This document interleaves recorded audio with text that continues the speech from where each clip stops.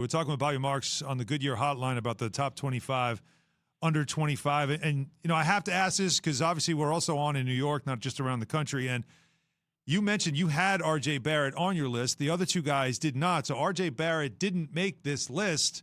And again, this is about future potential. He's one of the youngest players in the league. And I know I'm preaching to the choir, but I still want to make the case, and then you can make the case as well if you want. Yeah, sure. He's one of the youngest players in the league still in his second year. His numbers have gotten exponentially better since his rookie year. He's still on a team that is a playoff team right now, averaging almost 20 a game, up to about 18 a game now at this point, shooting a respectable shooting percentage from both field goal and three-point percentage. He's a number 2 scorer, so he is contributing to winning. He was left off the all-rookie team last year, which was kind of a joke.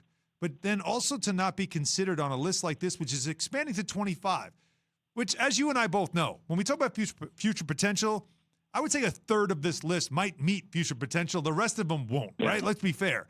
How is it possible that for the other two guys that they don't consider RJ Barrett somebody that would have any type of future potential? Yeah, I think that's probably the one thing I was disappointed that he did not make the list there. I think I had him 20 or 21. And, with RJ, what I like to do before the season, I kind of put criteria next to guys as far as how they fit with the new organization. Some guys are developmental players. Some guys are franchise-level players, certainly the guys in, Durant and Harden. And when going into this year, even, based on last year, RJ, for me, was still a developmental project before the season started. I can tell you right now in early April that he's a top starter in this league, which is high level. It's not all-star yet or franchise yet. That might come down the road.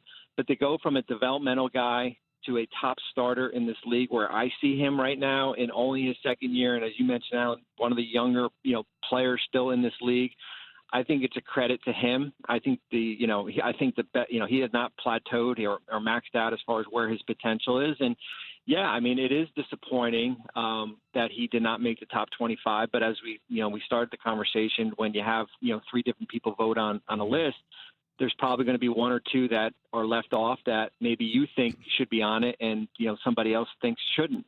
So, Bob, what we love about lists is if you're going to put somebody on, who you taking off. So who was on the list that you didn't agree with, and who would, RJ Barrett replace? So we can email him and text him. I think Tyrese Halliburton probably made it on. I think he got in the back. I don't have the list in front of me. It was probably in the late 20s. 21. Yeah, I think he wasn't originally on my list. He wasn't originally on my list. He was added because I had one player that actually just turned 25, so I couldn't. That was Miles Turner. So I think, guys like Halliburton, Colin Sexton is on that, and Colin's had a good year too. So those are the type of players I would probably would have bumped him off, and had RJ instead of here. And then last but not least, before we let you go, Bobby, and thanks for the time, I appreciate it, is LaMelo Ball. As you talked about briefly, but I kind of agree. I know a lot of people were going crazy about this. I made a top 5 of my own, and I want you to just tell me what you think of the top 5 that I put together. Now, mine though isn't based on what you guys said about future potential. Mine is like when you're building a franchise, this player is who I would want to start with, and my list has Tatum on it, LaMelo, Luka, Zion, and then Devin Booker. And I have LaMelo on it, and he's by far the youngest player on it. Obviously, Zion at almost 21 now at this point. But LaMelo looks to me like somebody that, he's already played pro for 2 years. He comes into the league. I think he's got precocious vision on the floor, his feel for the game. But I also look at this. When you ask anybody on the Hornets about him, even the veterans, even a guy like Terry Rozier, who probably would think, who's this kid coming in trying to take my job? They love him. They really, he has that magnetic personality to his teammates that even though in interviews he's just like a wet blanket, but what his teammates absolutely love him. That says a lot to me about a foundational piece. So anybody that says that he shouldn't be somebody in a top 5 or top 10 of a list like this, they don't know what they're looking at. I think he is. Well, he impacts a wing, and guys love to play with him. Those are the most important ingredients when you have a young player, especially with LaMelo, and with a quarterback who gets drafted in this league. when you're able to draft a high-level quarterback and he comes in right away and impacts, you've got a good one for a long time here. And I think he's got a chance. He's only scratched the surface.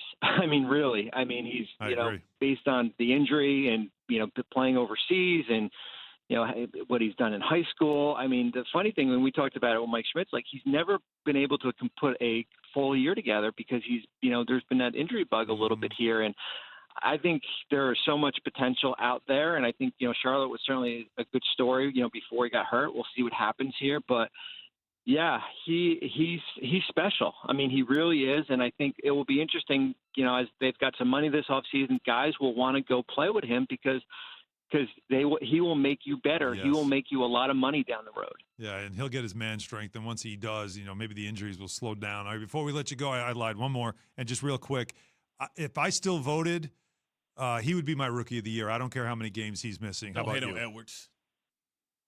Why do you hate him so much, I Alan? would too. I would vote LaMelo. Thank you.